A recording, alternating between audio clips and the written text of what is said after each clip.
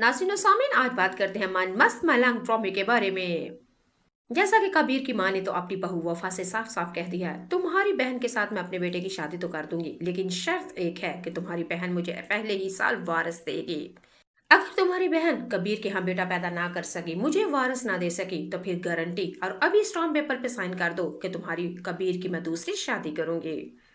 मिन्हा की बड़ी बहन वो तो बड़ी परेशान हो चुकी है, क्योंकि उसको पता चल चुका है कि बारबीना की आदत कैसी है। क्योंकि बारबीना की बहू जो ठहरी वफा बीबी, वफा ने साफ साफ अपनी सास से कह दिया कि ऐसे कैसे हो सकता है, खुदा ही काम है।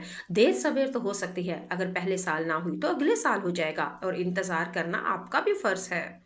लेकिन कबीर की माँ साफ साफ कह देगी कि नहीं भाई, एक ही साल इंतजार करूंगी, वरना मैं अपने बेटे की दूसरी शादी करूंगी। अगर शर्त मंजूर है तो ठीक है, मैं अपने बेटे की तुम्हारी बेटी के साथ शादी कर देती हूँ। अब वफा इस बात पे बहुत ही ज्यादा परेशान है, लेकिन कबीर की माँ ने कह दिया कि तुम्हारे साथ भी 7 साल हो चुके हैं, मेरे बेटे ने निकाह किया, शादी की, लेकिन अभी तक तुम मुझे इस खानदान को वारिस नहीं दे सकी। ठहरी ना बेऔलाद बंजर औरत।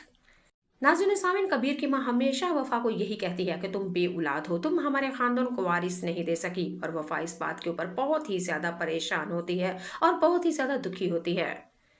अगले एपिसोड में आप लोग देखेंगे वफा अपने शोहर मुबीन से साफ साफ कहेगी कि आपकी माँ भी एक औरत है, लेकिन एक औरत का दुख क्यों नहीं समझ सकती। आपकी माँ को क्यों नहीं पता कि औलाद रब के हाथ में है, जिसको चाहे दे और जिसको चाहे ना दे। लेकिन आपकी माँ एक औरत होके, इंसान होके, समझदार होके इस तरह की जब ताने कसती है तो यकीन माने मेरे तन बदन में आग लग जाती है। मेरा बस नहीं चलता, आखिर मैं करूँ तो क्या करूँ, कहाँ से औलाद लेके आपको औलाद दे दूँ।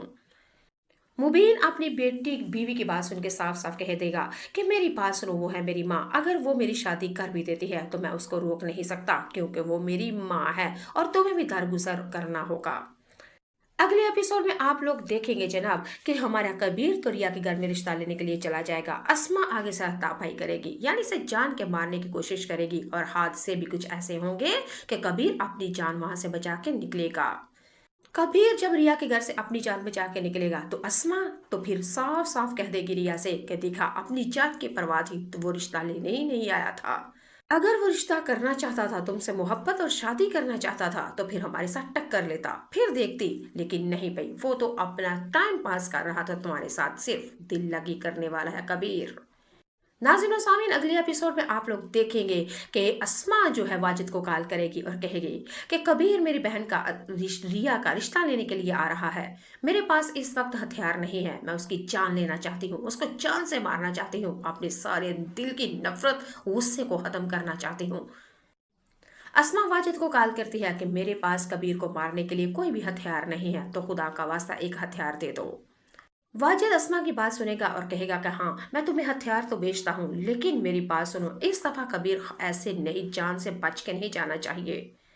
वाजिद ने अस्मा को एक दफा फिर वर्गलाया और साफ साफ कह दिया, अगर रिया और कबीर की शादी हो जाती है तो फिर हम दोनों की शादी नहीं होगी। अगर तुम मुझसे मोहब्बत करती हो और शादी करना चाहती हो तो फिर अपनी बहन की शादी रिया से, कबीर के साथ